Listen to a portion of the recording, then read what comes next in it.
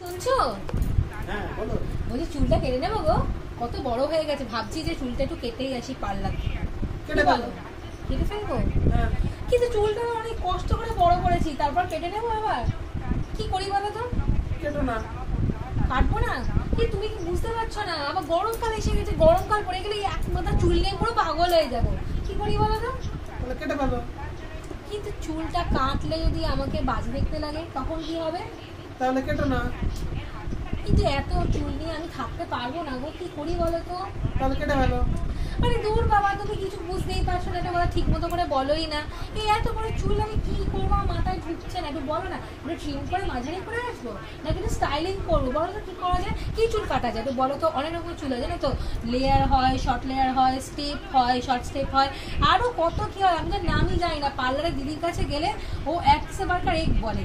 সত্যি বলছি, আমি নিজেকে না ভাবি আমি যদি এরকম চুলে কি কিরাম লাগবে। তোমাকে আমাকে ভালো লাগবে? কি করি বলে না, চুলগুলো কেটেই ফেলি নাকি? কেটে ফেলো। হ্যাঁ কেটে ফেলো? কি গো কেটে ফেলো। হ্যাঁ কি গো, কেটো না। কি বলছো? কি হলো কেটে ফেলো। তোমার? আরে কি হলো, একটু জল খাও। কেটো না। আরে কি হলো, একটু জল খাও। কেটে ফেলো। আরে এরকম করছো কেন? কেটো না। আরে ঠিক আছে এরকম করো না, জল খাও, কেটে ফেলো। জল খাও। এই ভগবান, লোকটা কেটে পুরো ফেলো। পাগলই হয়ে গেছে দূর।